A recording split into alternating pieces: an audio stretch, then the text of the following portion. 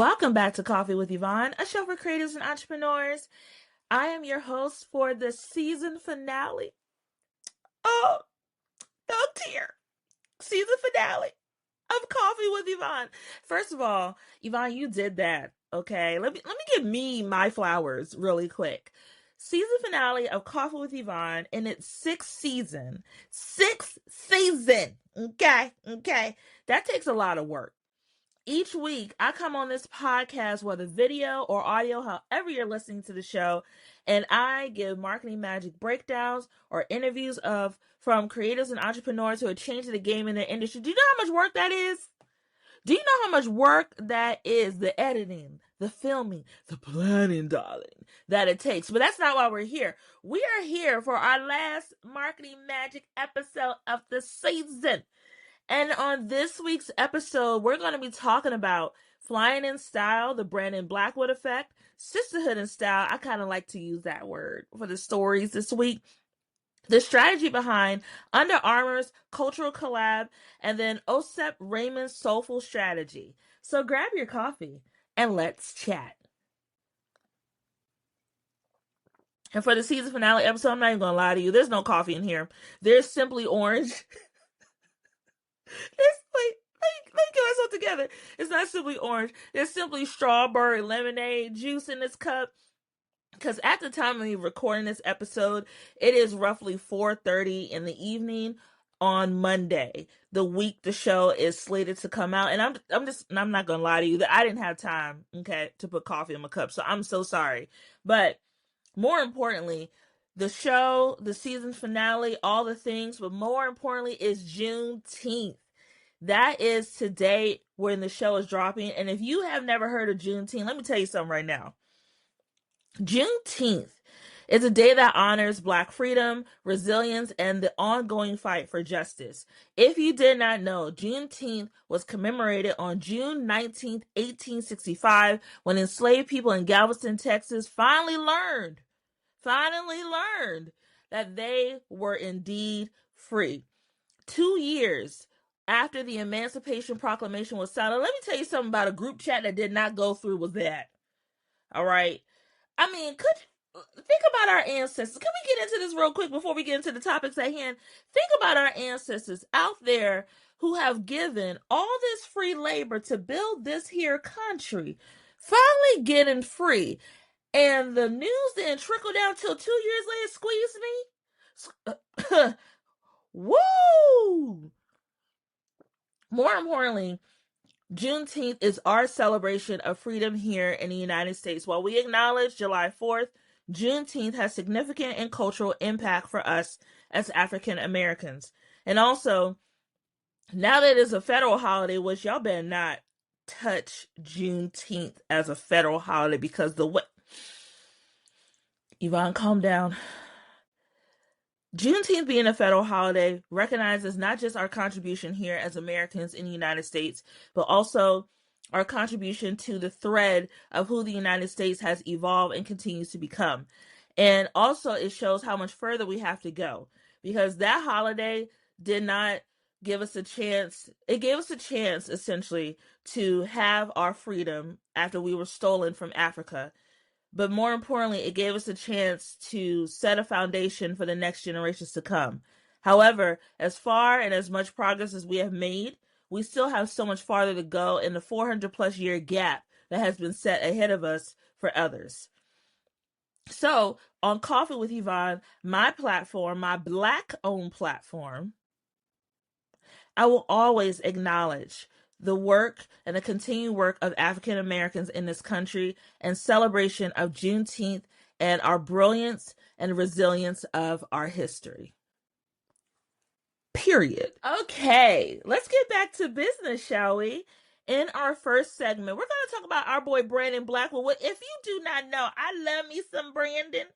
If you see the little boxes behind me, that's Brandon. That's Brandon too. And the ones up top are also Brandon, because we support the Brandon Blackwood and other Black designers who are putting in the work for their originality and creativity. So our boy Brandon, aka our cousin, he's doing the things out here in these streets, y'all. We're just so proud of him. Outside of the gorgeous handbags he creates, darling, if you ever want to buy a Brandon Blackwood handbag, I recommend strongly. Let me put my coffee down. There ain't no coffee in here, as y'all know it. If you ever want to buy a Brandon Blackwood bag, my personal favorite is the black. It's like a cute little mini tote, black tote with the bamboo detail on the outside. Ma'am, when I tell you I get compliments on that bag, and it has a matching card wallet. Yes, ma'am. Yes, ma'am, it surely does. When I pull up to brunch or whatever function, I just break out that little Brandon Blackwood. She just needs her own little strut when she walks into a room, okay? I love Brandon and I love his work, and I love the fact that he is collaborating with American Airlines. So I pulled this from American Airlines press room, and pulling the excerpt from the source.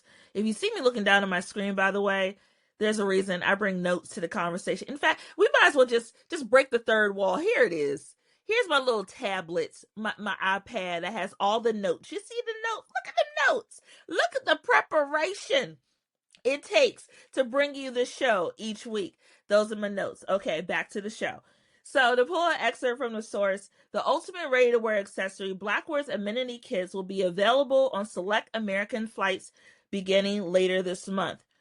Through early September, premium cabin customers on American international and select transcontinental flights will be greeted by a complimentary, darling, Blackwood designed amenity kit at their seat. On this collaboration, Brandon Blackwood shared, when this opportunity with American Airlines first arose, I knew I wanted to create designs that were familiar to my brand and could be repurposed as soon as the plane lands. I know that's right.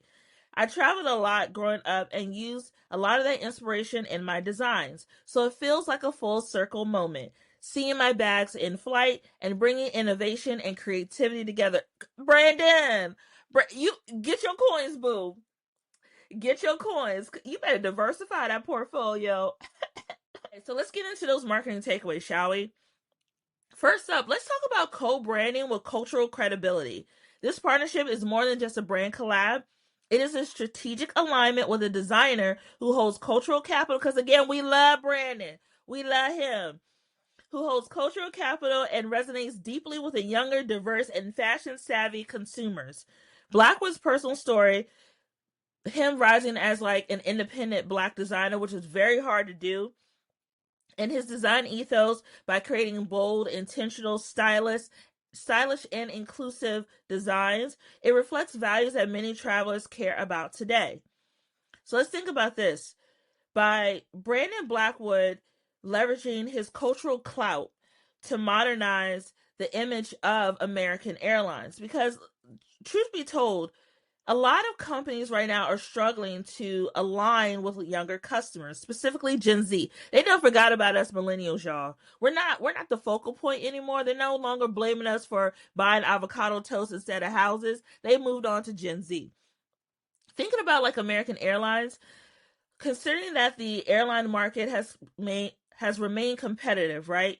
You know, you have people like Delta, who's always upgrading their fleets and experiences for Delta members. You have Air Emirates, who's creating luxurious experiences for travel. And the airline space itself, people have so many choices now that you have to give people almost an incentive to book with you, whether that's great deals, offerings, or places that you fly to. Or in this case, when it comes to premium members, having that special amenity kit. You know, when you fly in a business or first class, which I haven't experienced that yet, I have on Southwest, but does that count? I don't know. But I was boarding Group A. That was really nice.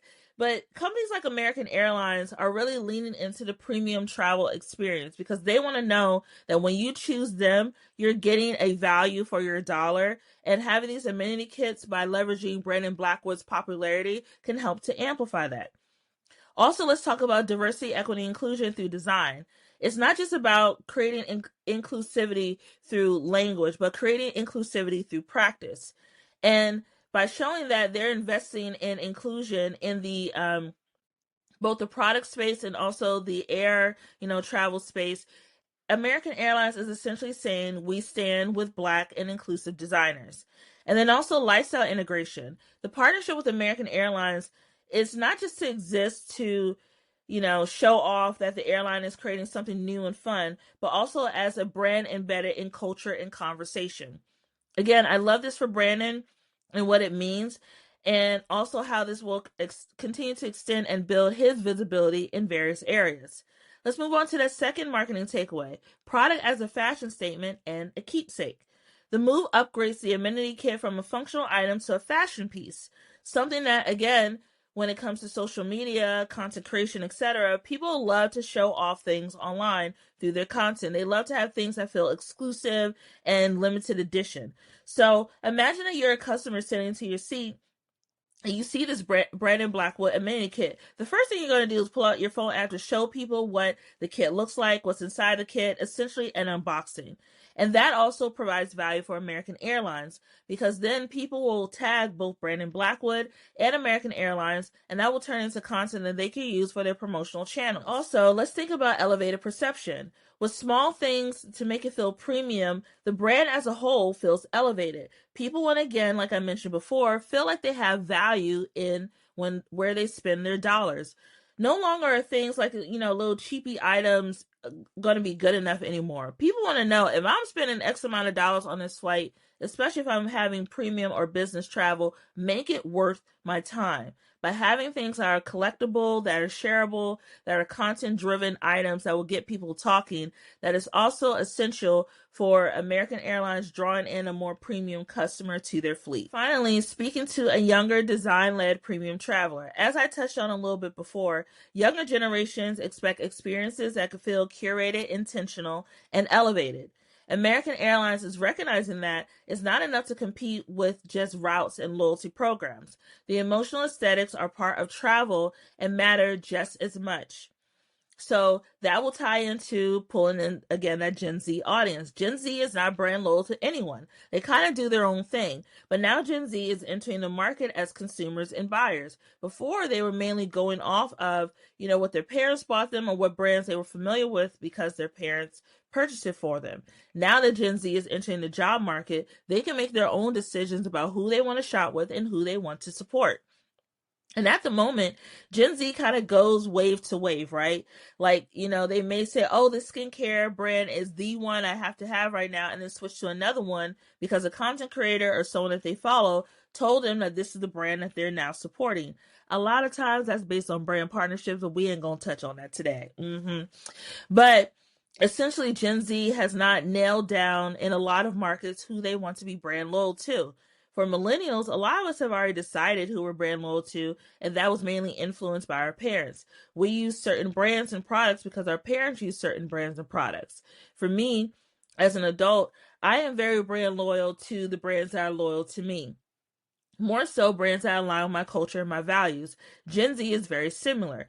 However, they do love things that feel premium and expensive and kind of like, gives them the idea of a reality show lifestyle in everyday things. Essentially, the Kardashians. I hate to use that example. But by having those brand loyalty experiences, or what they like to call micro experiences with these amenity kits, it gets them feeling like they're part of an exclusive club. Every touch point that American Airlines choose to do with these partnerships makes them further stand out. So let's move on to our next story. For people who are part of the HBCU culture, this one is specifically for you. Sisterhood in Style, the strategy behind Under Armour's cultural collab. If you didn't know, Under Armour is actually based here in Maryland, specifically in Baltimore, and also has big ties at like Maryland University, etc. It's a big company with a big impact here in the DMV. I pulled this story from MSN, I almost said MSNBC, Lord have mercy, MSN, and what it says in the excerpt from the source: a new social media campaign from Under Armour highlights Greek life at two of Maryland's historically Black universities. For a launch of Under Armour's newest lifestyle sneaker, the UA Echo, Baltimore-based photographer Devin Allen shot the Sisterhood in Style campaign on Bowie and Morgan State University campuses, according to Monday News released from Under Armour. And if you did not know, for those who may not be part of the HBCU culture, or even the ethos of Greek life culture. Black Greek life culture has a lot of historical precedents within our community. Essentially, if we want to take it back, how we tied in Juneteenth at the beginning of this episode, post Reconstruction, newly freed people who were enslaved hit the ground running, essentially, with creating and building opportunities for our community. That meant establishing schools, the HBCUs that we hold near and dear. That meant creating clubs and organizations. One of the key things that were created on those college campuses, specifically HBCUs, were Black Greek life. All of those fraternities and sororities came out of the higher education landscape of collegiate, of people come together for higher education, whether they were there to study at like an agricultural based university, which was the few opportunities we had at the time, was to go into the agricultural and educational space. But more importantly, Greek life itself has historical significance for a lot of us in the Black community. Even if you're not part of a Black fraternity or sorority, you know of someone who is a very proud member of the sorority and fraternity they chose to align with.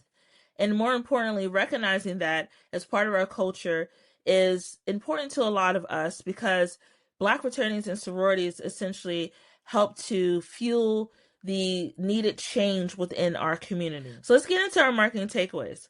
Let's talk about cultural co-creation and a campaign built just for community. The cultural co-creation, when it's done right, rather than borrowing from Black culture to sell a product, as we have seen with many brands who have chosen to go other routes, Under Armour is engaging directly with the community, honoring its traditions, symbols, and voices. That authenticity earns trust as well as loyalty. What are the things that it earns? Representation with integrity. By showcasing real sorority members, it signifies respect and intentionality. Hyperlocal storytelling. By rooting the visuals on actual campuses of Bowie and Morgan State, the brand becomes part of the environment and not just an outsider looking in. And then also emotional resonance. This campaign doesn't just sell sneakers, it celebrates identity, history, and sisterhood. Then let's look into product as a cultural symbol and lifestyle driver. For many of the Divine Nine and HBCU communities, color, fashion, and heritage are deeply intertwined. The sneaker isn't just about performance metrics, it's about belonging, style, and symbolism. The product becomes a badge of pride, connection, and cultural relevance. By choosing to do the photo shoot with the Alpha Kappa Alpha members, the shoe itself is pink and green. A lot of us who are within the Black community and cultural space understand the significance of those two colors together. And we oftentimes avoid wearing those two colors together to not be mistaken as being part of that fraternity and sorority. While we do not have to do that, it's also our way of symbolizing respect and recognition of those members for that organization. So thinking about it even further, we have to include things like emotional product positioning, knowing that the Echo is not just a sneaker, it's a celebration of identity. Then think about things like social media, right? Can you imagine the number of members who are going to be so excited to show off their pink and green sneaker on their social media? That is user-generated content Under Armour can then use to repackage back into promotion of the sneaker. And then also aspirational edge. Even though it's priced at $150, this creates a perceived value and a distinction in the crowded sneaker market. It's slightly more elevated in price and position, but not too elevated where it seems unattainable. Finally, let's look at strategic community engagement and legacy building. In a time when many companies are being called out for performative diversity again, Under Armour is playing the long game. They're showing up with things like scholarships, partnerships, and continued presence, embedding their brand in student experience and alumni legacy. Think about it even further. From marketing to movement, it's not just a one-off partnership or just something that they can say they check the box for. They're building a campaign ecosystem that will further support and drive the messaging and purpose. Then also having loyalty by lived experience, students will remember Under Armour as a brand that showed up not just to sell, but to serve. And then finally, about brand advocacy, today's students are tomorrow's leaders. They're the professionals, the creatives of tomorrow. Under Armour is getting in early by investing in the community and also making sure that they know that the brand exists. And a lot of times, Black people are brand loyal. When you're loyal to us, we're loyal to you. There's a reason why we wear certain brands. There's a reason why we support certain artists, certain creatives, etc. When you show that you are going to show up for us, we show our loyalty to you. Okay, in our final story, I wanted to mix it up a little bit, to highlight a small business owner who is changing the game in the food market. So let's talk about Osep Ramen's Soulful strategy. And I'm not a big ramen girly. I'm not gonna cap you though. I do still like those top ramen, the beef flavor noodles, but they're high in sodium and we're grown now, so we can't really eat that. You know what I'm saying? But ramen has grown in popularity in recent years. You see people creating various concoctions from, ramen, like adding eggs, meat, etc. There are many ramen bars that have popped up around here in the DMV area and in various places like New York. So to pull from the article, which I got from Black Enterprise, Jordan Williams, the founder and CEO of Osep Ramen, a Black-owned ramen company based in Newark, Delaware. It was founded in 2021. He began with a vision to create a truly unique and flavorful instant ramen experience that celebrates culinary excellence and innovation. Osep Ramen's surf and turf flavor features a carefully curated blend of rich and savory steak. Ooh, that sounds good. Combining a symphony of taste that elevates instant noodles. With a focus on never-before-seen and bold flavors, the brand aims to provide a quick meal and unforgettable dining experience. Okay, so let's talk about, in our first marketing takeaway, flavor innovation as a disruptive strategy. In a category dominated by low cost and predictable options, Osep is using product innovation to stand out. His approach taps into flavor, nostalgia, and elevated taste preferences, especially among millennial and Gen Z customers. Millennial and Gen Z customers, we love a good nostalgia thing. That's the reason why we're still watching Disney. We go to Disney a lot. And we also love watching throwback TV shows or things that bring in fond memories of our childhood. And so by tapping into that, creating unique flavor profiles, it attracts curious customers. With the ingredient storytelling, it turns a meal into experience. And then finally, is repositioning ramen as a premium, craveable food, not just a budget filler. Because for a lot of us, tell the truth, y'all remember when we were in college and we had that big pack of ramen noodles underneath our bed, because you couldn't have like big refrigerators in dorm rooms back then, but we had that big old pack of ramen noodles and we had that thing cooked every since way but Tuesday when it came to making a ramen meal. And even, tell the truth, shame the devil, when we first started out working in our various fields and moved into our first apartments, that ramen saved our life, didn't it? With a pack of eggs, didn't you make it work? And a pack of chicken? Yeah, it did. Yes, it did. In our second marketing takeaway, premium positioning through visual identity and experience. Osep Ramen, I keep saying that word wrong. I keep wanting to say ramen, not ramen. My bad, y'all. Osep Ramen is not just using luxury cues in a traditionally budget category. The packaging is sleek, the brand voice is confident, and the experience is framed as unforgettable. Signaling is not just a food, honey, it's a vibe. Using this strategy in action, by having the luxury-inspired branding, it gives ramen an instant upgrade by emphasizing on multi-sensory experience like taste, texture, and packaging, and then also competing with those meal kits and specialty foods other than dollar store noodles. Because again, noodles or ramen was seen as a budget-friendly meal. By changing that brand positioning, you also change what it means in the mind of the customer. And then finally, in our marketing takeaways, culturally rooted and purpose-driven branding. By consumers, especially younger audiences, specifically Gen Z, because they forgot about us millennials. We're no longer considered the cool people anymore. By gravitating towards Gen Z and, drawing the marketing towards that, brands that align with Gen Z's values have more of longevity and popularity with this audience. They're not just satisfied with you saying that you check the box. They want to see if you about that life, right? And by being vocal in his mission, Williams invites customers to having a big conversation about ownership, flavor traditions, and Black excellence in the food industry. And as we continue to talk about things like ownership, about generational wealth, etc., a lot more of us are aligning with brands that stand with those similar values. By seeing the strategy in action, the brand's mission is woven into the marketing DNA. It also appeals to a community that's often underrepresented, which is in consumer packaged goods or CPG. And then finally, it builds loyalty through authenticity and representation, not just in product features. And one last thing I want to add to note, the food market is very difficult to get into because it's a very crowded space. By him choosing to do ramen, to my knowledge, there's not a whole lot of brands that have ramen-based products. So essentially, he's entering a market that has space for him to grow.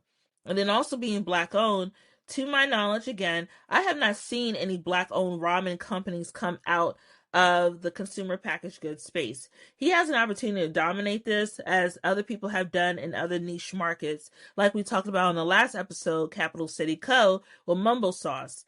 By doing so, and by building that brand loyalty and telling his story and building on his brand identity, this company has the ability to go from not just being locally owned, but nationally known and internationally craved for in the food space.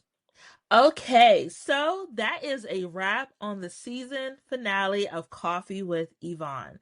And I just want to thank all of you for listening to the little podcast I could every week. Whether you are listening on, audio content, watching on YouTube, or you're just catching the clips on social media. Every like, share, and subscribe means so much to me as a content creator who's building this platform brick by brick on her own. To every single person who has shared with me feedback, to the companies that have reached out to me, thanking me for covering their business on the show, to the 20 plus countries that listen to me worldwide. Hi, Italy! It is a pleasure for me to share this platform with you each and every week through authenticity, engagement, and also the thing that I love to talk about the most, marketing and creativity. I am so grateful to every guest that has joined me for coffee this season and in previous seasons, and I look forward to continue my work post hiatus, because I will be going on hiatus until early fall. And I just want to let you know that I pay attention to everything. I pay attention to the quality of the content I put out. I pay attention to how I show up on camera. And if you have noticed, this show has continued to evolve season over season. And I look forward to coming back next season even better, with even more purpose, with even more creatives who are changing the game in their industry. And it might be you that I interview for Coffee with Yvonne. So thank you so much for your time. Thank you for having coffee with me, even if the coffee's not real this week. And I cannot wait to chat with you soon. Darn braces. Until then, keep showing up, keep creating, and never forget that your voice matters. Okay, bye!